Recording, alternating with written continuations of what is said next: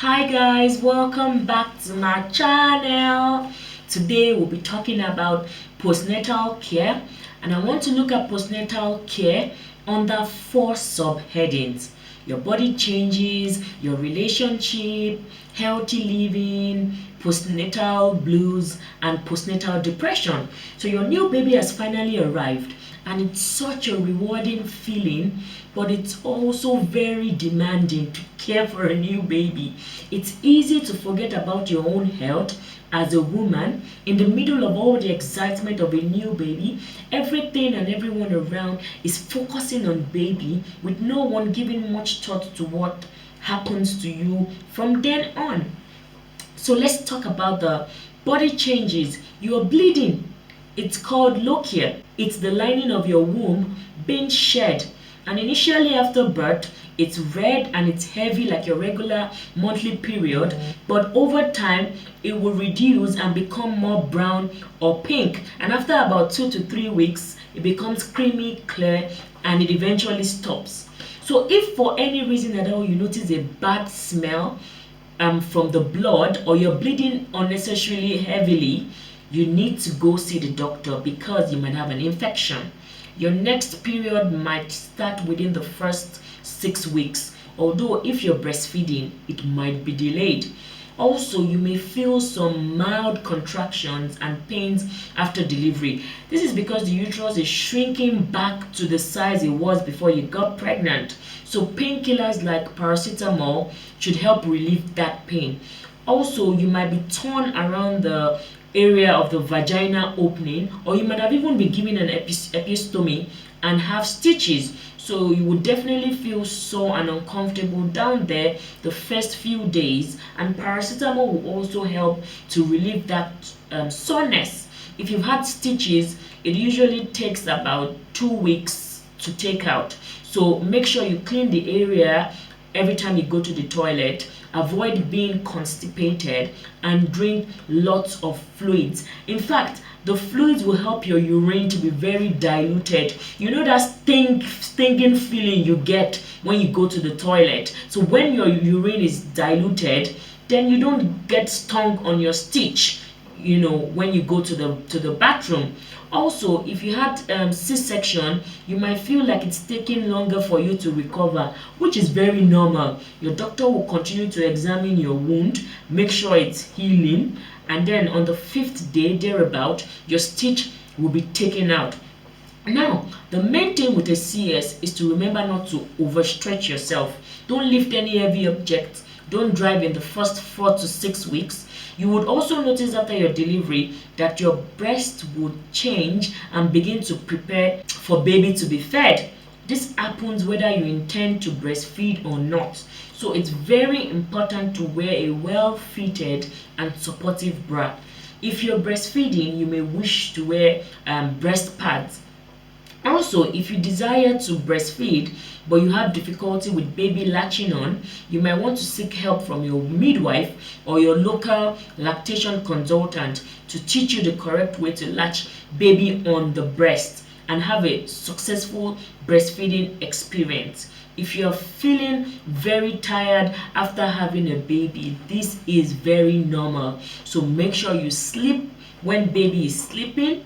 Don't try to do too much, and always ask for help from family and friends. You might also notice that your feet and your hands, they might swell after baby is born. This is because of all the excess fluid that was left in your body after delivery, and with time on its own, this would all go away. It can feel very uncomfortable, especially in hot weathers. So just make sure you rest and elevate your feet while sitting down. Also, you might experience some back pain because your balance and your posture was affected when the baby was growing in front of you. Also, pregnancy hormones, they soften all the muscles and ligaments of your body, which includes the muscles and ligaments of your back. So you might start having backache after delivery. Just try not to lift heavy objects for the first few weeks. And maybe if you're alone and you really don't have a choice, you have to lift heavy objects, bend at your knee. Don't bend your back. Also, When you're breastfeeding baby, make sure that you sit upright, you're comfortable, and you're well supported. So after some time you'll find that the backache would reduce, especially if you've already started your postnatal exercises. If you're still having backaches 6 weeks after delivery, make sure you discuss this with your doctor. You could also have hemorrhoids from the weight of the pregnancy that was carried. And also, because your progesterone level drops after you have baby, you could get hemorrhoids, but this will go away with time. Some people even get varicose veins, constipation. For constipation, just eat a well balanced diet. For varicose veins, elevate your legs and use support tights. First thing in the morning when you wake up, just put them on.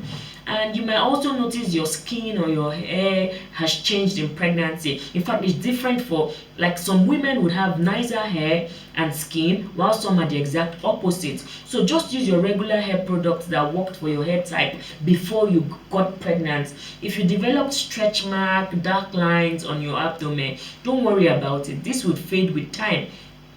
Another issue post-pregnancy is stress incontinence. We have been talking about it a lot on my Instagram. So for those of you that are not following me yet, please follow theDrTomi on Instagram. A lot of women experience this. It's when a woman passes urine by accident, when laughing or coughing, when sneezing, or when the bladder is too full. To help this situation, Kegel exercise. It strengthens the muscle of the pelvic floor, and that is the most important. So now let's talk about relationship.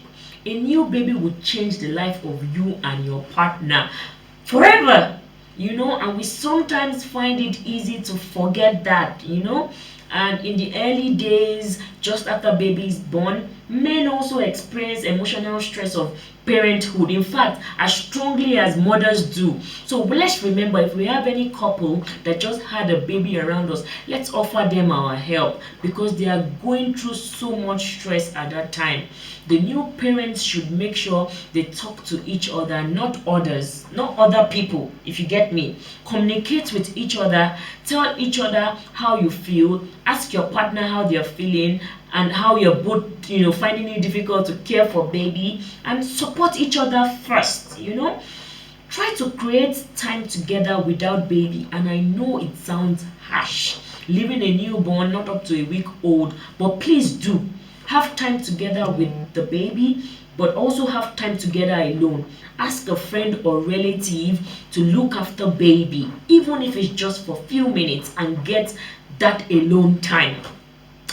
When it comes to sex, you can both start having sex when you're comfortable, even if you've had stitches. There's no right or wrong time to start having sex. It depends on both partners. And even if you guys don't feel ready to have sex yet, there are other ways to be intimate. And remember to use your contraception unless you're ready for a baby, or you want to have a baby right away. Now let's talk about healthy living. So your diet after having baby should be nourishing, well balanced, very, very high in protein, because protein is good for cell repair, and it also increases breast milk. You should also have a diet high in iron because of anemia. You should have a diet high in vegetables, and also you want to take a lot of oily fish like mackerel and salmon, because it improves the brain of baby. Avoid slimming diets immediately after baby. You would lose all the weight. Don't worry. Focus your energy on yourself and baby, and not trying to lose weight. And as soon as you feel comfortable, you can start your postnatal exercise. My emphasis again on the Kegels, because it strengthens your pelvic and muscle floor. It also, even the postnatal exercises help the drainage of the blood from your body. And also, don't forget, you are not a superwoman. Don't expect to feel like an experienced, confident, happy mother right away. Now, finally, let's talk about baby blues and postnatal depression. Statistics have shown that 1 in 2 women who have just given birth experience the baby blues. Can you just imagine? This is quite high. That is 50%. So why do mothers experience this? And symptoms can last anywhere from a few hours to days.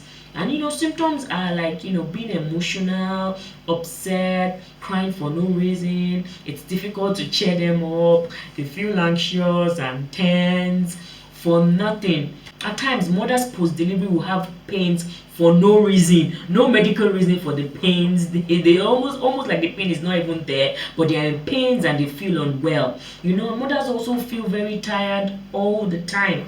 All these symptoms, they can be caused by a lot of reasons. First of all, the sudden drop in hormone in your body, all the hormones that were supporting the pregnancy. Also, the extreme stress that comes with the baby. Some mothers are not getting enough rest. They are busy attending to the visitors coming to the hospital or coming to the house, and these are all causes of baby blues. Also, some babies may have health issues, jaundice, difficulty feeding, and you can't leave the hospital immediately. This can cause stress and anxiety in the mother, which can also lead to baby blues. So guys, if you are around a mother that just had a baby and you think she might be suffering from baby blues, what do? You should actually allow her cry if she wants to. Don't tell her to be strong and not cry. If she feels miserable, don't tell her to put herself together. Let her release it, let her cry. It helps the mother when someone is listening and reassuring her that these worries and the miseries won't last forever and she'll feel better soon. So she's also hopeful. A mother with baby blues must be allowed to rest. Take everything off her and allow her rest. If you perceive that things are getting worse, please book an appointment to see the doctor. If you've enjoyed this video, please like, share, subscribe so that others can also get a chance to watch and learn. Thank you.